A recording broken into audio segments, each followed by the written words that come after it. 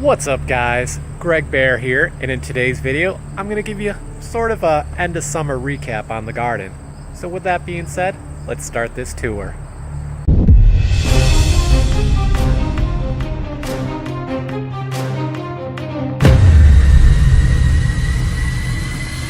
And we're going to start with the tomato garden. Now this year I decided to not support some of the plants and let them kind of bush out like a natural tomato plant, and that kind of bit me pretty hard because we had a lot of heavy rains and the leaves got covered in dirt, and of course there's blight in dirt, so a lot of the plants got stricken with blight. I mean, actually most of the plants. And this is pretty much all that's left. Today is, I think, August 16th. I've pulled out 140 pounds out of this garden right now. There's still a lot to pick. The black vernissage, the Rutgers, the Amana orange, and the 10 fingers of Naples did very well this year. And I'm sure they probably would have done a lot better without the blight in the way. And my one sunflower that grew this year. Right now it is probably close to 10 feet tall, and it finally does have a flower growing on it. Looking forward to that. Go back in the greenhouse. This was my first time trying to grow squash inside the greenhouse. It didn't go very well. The squash didn't really pollinate good enough in here, even though I left the front door open. And I got about 5 squash out of here, but definitely not worth the space it took up. See, there's just tomatoes everywhere. I still haven't gotten in here to pick a lot of them. A lot of these, the worms kind of got to them. There's holes in them. Some of them have some blossom end rot. But got a lot of work to do in here still.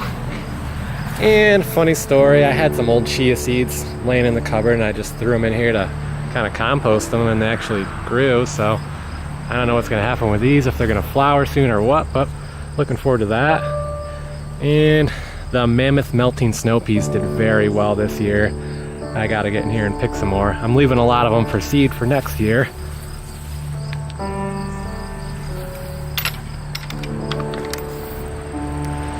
Coming over here, we got the Reliance peach tree. It was covered in peach trees. It was covered in peaches about a month ago, but the squirrels actually knocked every single peach off of it. It's weird, this is the first time they've actually done that. Over here we got some garlic, asparagus that went to flower. This is the second year for the asparagus. We still haven't harvested it. We're letting it grow as recommended by the manufacturer. Got some rhubarb in here. Haven't really ever done anything with that. Over here we have the crabapple, which has succumbed a little bit to the cedar apple rust disease like most of my apple trees. If we look over there, we do have a row of cedar trees that do have the disease on them. And that is not on my property, so I can't do anything about it. And here is my Macintosh tree. Had a few apples on it, but the squirrels knocked them off this one too. I'm not really too worried about it. It'll give the tree more chances to get stronger and healthier for next year, which right now it is beautiful. I planted this about 4 years ago when it was about 5 feet tall, and now it's probably pushing 15 feet. And the trunk's probably about as thick as a soda can, a little more. When I bought it, it was like the size of a pencil. Over here we got the apple tree that came with the house. I put it at about 20-30 years old now. Every year it does get a little cedar apple rust disease, but this year it's not as bad. Usually every single leaf on this tree is completely yellow, but it might look bad to you, but this is a lot better than it's been. The apples do have a lot of russeting on them, but I'm going to mainly use them for apple cider if they actually continue to grow and get sweet. Here's my red delicious apple tree. And this one is definitely a lot more susceptible for cedar apple rust. You can see it on the bottom here. Hopefully the camera will actually focus, or not. And it does have one apple on it, which I'm pumped about. First year for that. Over here, the seedless Concords. And got a few coming in right now. I put this netting from Walmart over it. It's like a little scrim you might want to build like dresses out of or something. It worked really good to keep the birds out but still give enough sunlight. And walking over here, well, looks like the squirrels have been harvesting all the peaches I knocked off the trees. I got this yellow delicious apple tree from Lowe's on clearance for 10 bucks. It looked pretty scraggly, but it's definitely come back. I put it in a spot that definitely has a lot of water saturation when it rains. And walking down the side here,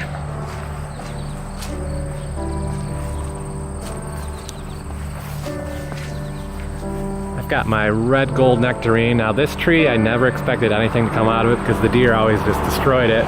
But this year it did have nectarines on it. But since this is the first year, I'm really on a learning curve here, and it is very susceptible to cracking when the watering is inconsistent. So I pretty much lost every nectarine on it now, but I'm very happy with how this tree looks. And just a year ago, it was probably about this tall and just had no foliage on it at all every year, but it's doing good now. And I do have my tomato stand set up this year. Looks like nobody stopped yet today. So far I made about 20 bucks on it. Yeah, not gonna make a living on it, but it's fun. Here's my Bella Georgia. This thing is doing great. Got a lot of peaches on it. I've thinned it out quite a lot. And it's really sagging hard. I've got the middle all tied together so it doesn't break in half. And I should have some really good sweet white flesh peaches off of that. And here's my white princess. This one's pretty thinned out, so it'll get bigger faster. And the deer have definitely gotten on the bottom here and eaten a lot of the foliage and the peaches off. Another white princess, pretty much the same thing. This is probably the most disappointing thing out of the whole garden. This is the columnar red rocket, and the squirrels just knocked everything off of this one as well. And this one made the best tasting peaches you'll ever have in your life. And another white princess, completely covered in peaches. I mean, I've thinned off probably a couple hundred peaches off each one of these trees, just like this one. This is my biggest white princess. I got these from Lowe's like 4 years ago all at once. They guaranteed fruit in the first year, which they did produce, but it wasn't much and it took forever. But this year, it definitely lived up to the hype and completely covered. I don't know if you can see all those peaches in the video or not, but it's doing great. Gonna have to trim it back a little. It's already touching the cable line, but it's getting to about 2 feet away from the power line now, so I gotta watch it next year. And coming over here, got my garlic beds. They're a little bit grown over, but still got the garlic in there. Got to pull that up in about a week or so. Got a couple of sugar pie pumpkins right in the front. I don't really protect these, so if the deer get them, I know why. They're not protected at all. In the garden, I've got a pumpkin plant. This is a Howden pumpkin. It's the first year I've grown this species, and it's been quite the journey. It's gone through probably a couple hundred blooms on it, and every time it had a pumpkin on it, it failed because they didn't pollinate correctly. But I finally did get a pumpkin after all, which I'll show you on the other side because I can't get to it. It's pretty much encompassing the entire garden at this point. Also had some yellow wax beans in here a while ago, and they're about done for the season.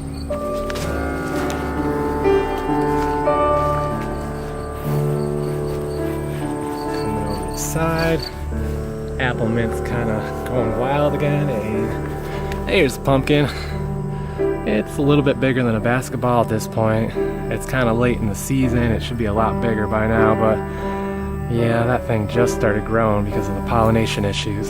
So maybe I'll get a 20-30 pound pumpkin out of this. We'll see. And the strawberry bed's pretty much done this year. I started this about 4 or 5 years ago now, so the crowns are pretty much done at this point. So I'm probably going to turn this into just a raspberry bed because raspberries are expensive and they taste really good.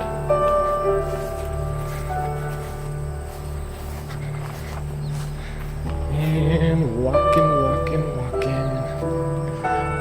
Got some flower beds. That's the hostis, dianthus, hydrangea, a nice variegated rose. Got some salvia, clematis, echinacea, hostis, butterfly bush, boxwood, some yellow flower I can't remember the name of. Got this super nice hose reel at Sam's Club for 20 bucks on discount from 70. Definitely a great buy.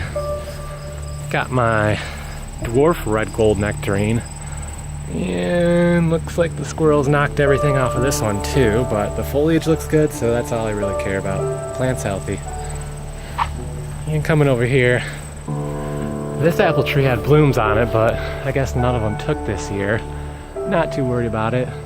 It's another Honeycrisp, but it'll grow up big and strong next year. And another Honeycrisp as well. And coming over here, I've got my 2 Kiefer pears, which they have pears on them this year. A little bit bigger than a golf ball at this point. Doing good though. I've never had a Kiefer pear, so I don't know what to expect right at this point. And there's the other one.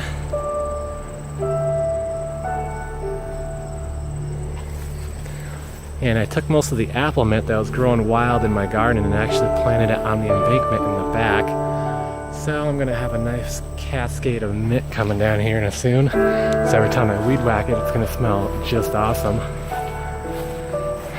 Got my little rock waterfall I built here. I actually have a lot of water issues coming off the side of this hill, so it goes into a 6-inch corrugated piping right down into the street and helps the water stay out of my basement.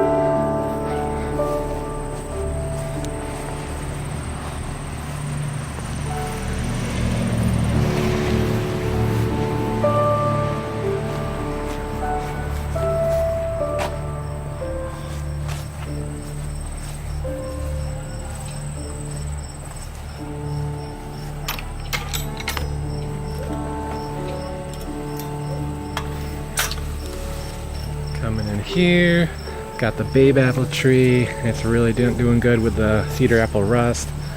Got a columnar apple tree, which does have some apples on it.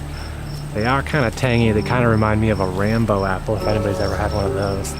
Kind of just like a green apple.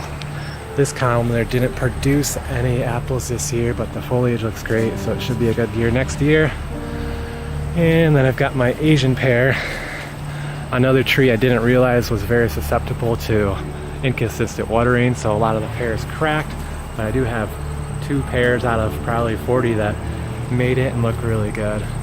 If you've never had an Asian pear, it's definitely something you should try. Super sweet, really good texture. And over here, the fall gold produced very well this year.